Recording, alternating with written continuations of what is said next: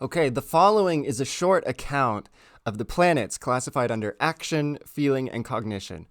So if you want to read along with me, this is The Art of Synthesis by Alan Leo, and we're starting from page 15 here, on the bottom of page 15.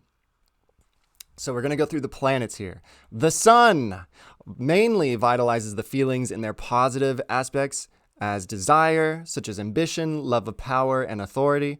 The sense of dignity, pride, ardor, and also generosity. It can give a very strong will of the persistent and unbending kind. It prompts to action indirectly for the sake of gratifying some desire, and not for the mere pleasure of action. And these actions are expressed and modified by the sign and house in which it is placed, and the planet with which it is in closest, strong aspect. It has little or no influence through intellect as such, but can manifest much innate wisdom and good judgment, and strength of character. So think of where the sun is in your birth chart and the planet that's closest to the sun or in aspect with the sun. So my sun is in the 6th house, very close to Mercury. So there's a lot of intellectual stuff going on with my sun. That's why I'm creating content, putting out messages, trying to communicate with you and give you information, right? My Leo sun loves to shine and does want to be seen, and it's got this innate comfortability with being creative and expressive. But because it's in such close aspect to my Mercury, that's what gives it this the tinge of wanting to communicate. The moon has some influence in each of the 3 departments of consciousness: action, feeling, and cognition. It shows much action of a versatile, changeful, and adaptable kind, and can give much practical ability in almost any direction: domestic, professional, business, or otherwise, depending upon sign, house, and aspect. Among the feelings, it expresses the more passive emotions, those pertaining to social and family life, caution, economy, modesty, reserve, and yet it often gives an easygoing, adaptable disposition that may bring many friends and popularity. It signifies thought as applied to practical ends, such as that required for business, for practical applied science, for coming before the public, but not abstract thought.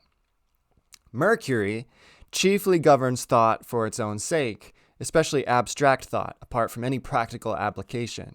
It may give much restlessness and love of change, but its actions are mainly such as gratify its inquiring nature and are associated with thought, activity, skill, or dexterity, whether shown in writing, teaching, reasoning, arguing, debating, discovering, or any other intellectual activity.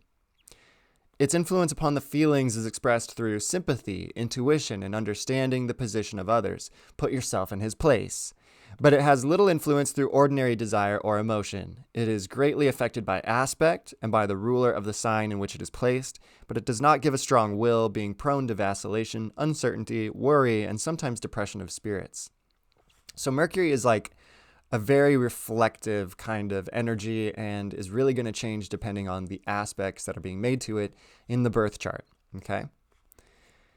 We come now to Venus. Venus governs the emotions, chiefly those based upon love and the affections, mirth, cheerfulness, agreeableness, and love of pleasure and amusement. Amongst the intellectual faculties, it signifies the combination of thought and feeling as the sense of beauty, poetry, music, painting, and ornament. It has no influence upon pure reason. The actions it signifies are those intended to express the feelings and the love of beauty, but by combination with other planets, it can be turned in the direction of business and professional life, as in the occupations enumerated in Chapter 1. Mars governs desire and the more positive emotions, such as quickly pass into action: courage, independence, enthusiasm, generosity, ardent affection, ambition, pride, masterfulness, anger, combativeness. It is the cause of actions that result from and express these qualities according to the list of occupations given elsewhere. It makes an active, practical, and energetic worker and man of the world. It signifies thought turned outward towards the world, animated by feeling and devoted to practical uses. And by combination, it can give quickness of mind, wit, sarcasm, ingenuity, resourcefulness, and mental dexterity. I have Mars in an air sign, so yeah, I'm very sarcastic. Jupiter governs a combination of feeling and thought. It includes humanity, benevolence, compassion, honor, candor, good humor, and the higher moral and social qualities. Also, dignity, confidence, cheerfulness, love of beauty and display, ostentation, the dramatic sense, imagination, and devotion. In thought, it gives mental fertility, tact, common sense, sound judgment, openness of mind, but also much conventionality. It has nothing to do with pure intellect, but by combination is adapted to the purposes of religion, law, philosophy, and social and humanitarian movements. It prompts to actions that express these qualities and governs action indirectly through feeling and thought. Let's remember that Jupiter rules Sagittarius, a fire sign, and Pisces, a water sign. So Jupiter does chiefly rule over the emotions. Okay. Saturn governs thought of a solid, concrete kind, very fitted for practical work in the world of business, science, law, or public occupations. It gives a good memory and much patience, forethought, and strength of will of the slow-moving, unchanging, unyielding kind that can both concentrate on small things and comprehend large ideas, as well as carry out great schemes. It is slow to move, but is very strong, persistent, and comprehensive in thought, and very capable and practical in action. In feeling, it is said to be cold, reserved, capable of great self-control and asceticism, ambitious, fond of power, sometimes very selfish and unsympathetic, but with much sense of justice, impartiality, and fairness. Uranus governs the will in the highest degree, and it can be associated equally with thought, feeling, and action. But in the horoscope, it may lean more towards one of these than another according to its position by sign, house, and aspect. It makes thought active, original, ingenious, and powerful. In feeling, it gives impulse, strength, love of freedom, unconventionality, independence, combativeness, positiveness. It carries these qualities into action freely and fully, often giving positions of prominence or notoriety, following new occupations, doing pioneering work, but not infrequently acting suddenly or erratically.